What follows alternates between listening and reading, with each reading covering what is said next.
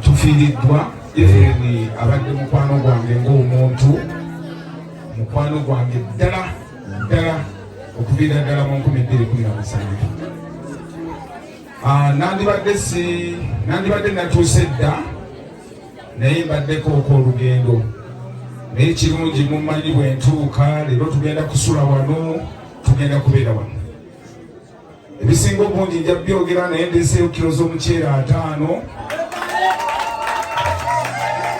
ndeese n'obutto nensaba abakwataganye n'okuziika bajje bantuukirire bambuulire ebibulamu naye mu kiseera kino njagala kusooka kubawaayo akakadde k'essente.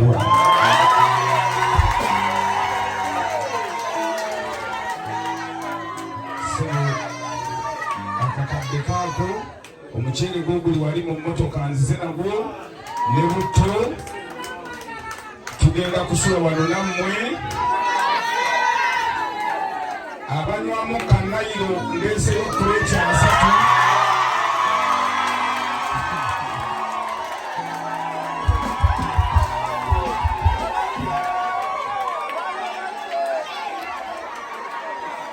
Bananga tusirikeko kyayanjula.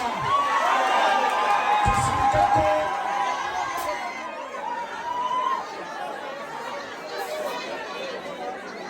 Nzize tugenda kutambulira wamu okuva essaawa zino paka ku makya paka okutuusa nga mmaze okubolekera ivirinagwe kuba abadde mukwano gwange ng'omuntu era nandibadde maze.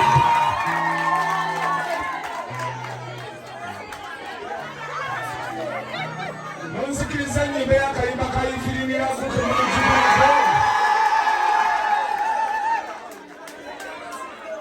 tibaleke bantwale kasita batweke benje bantwale baleke bantwale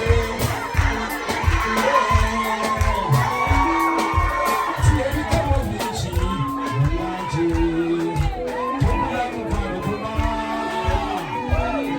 tuyingiramu soka tusirike kano kayimbe lwakuba Evelyn mukwano gwange era sikikkiriza kuba ne ku Sunday manyaga Saturday na communicatingako naye ngamba kojja buli wabadde ng'agenda Evelyn oba Kivulu Church oba ali kusanyuka TV oba BBS yetegese nga kasita amanya nti Logojja Kimbo wawendi kasita amanya nti Logojja Kimbo wawendi nze bwasoboga nti no kiro so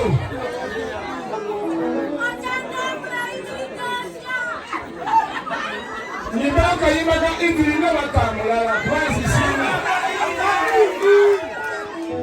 kibaleke batwale kasita bakuleke birungi batwale obaleke batwale